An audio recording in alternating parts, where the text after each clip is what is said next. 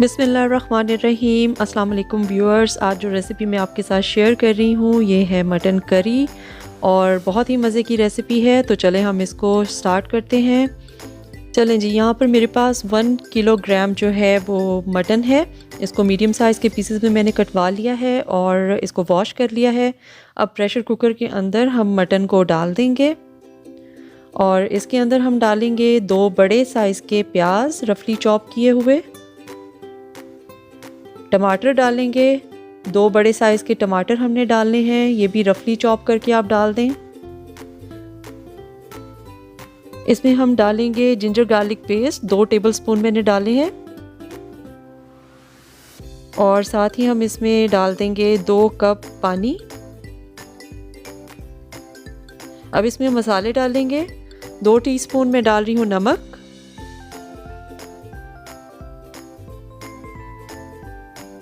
1.5 teaspoon मैंने इसमें लाल मिर्चों का पाउडर डालना है,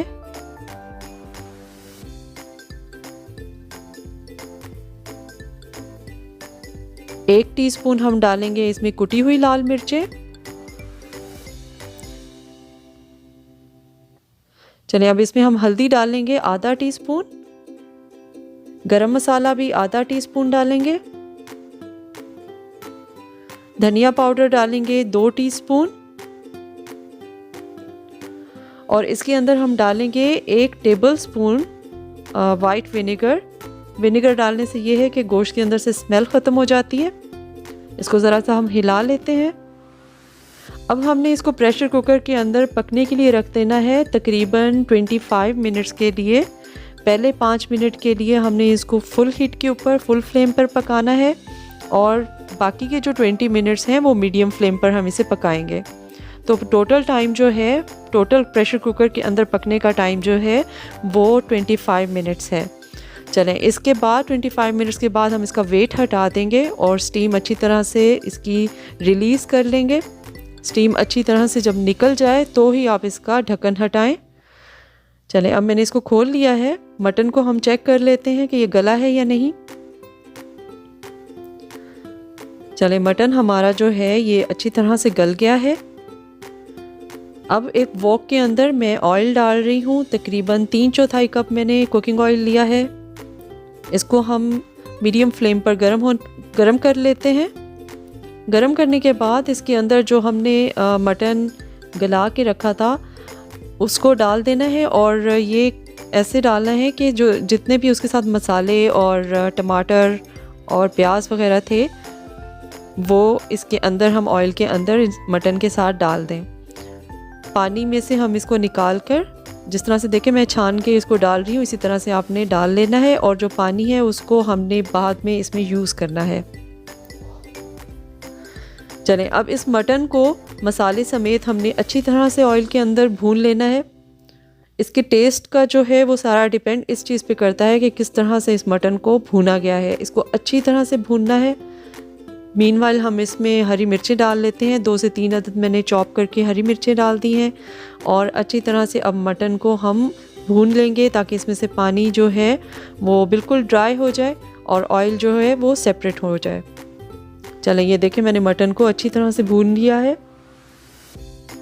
अब हम इसमें डालेंगे दही। 1 कप दही को अच्छी तरह से फेंट कर, उसके अंदर लम्प्स नहीं होने चाहिए, तो हम इसके अंदर डाल देते हैं।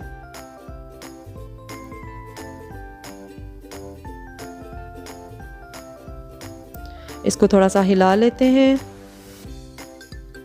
और जो बाकी का हमारा पानी था जिसके अंदर हमने मटन को गलाया था वो सारा पानी हम इसके अंदर डाल देंगे।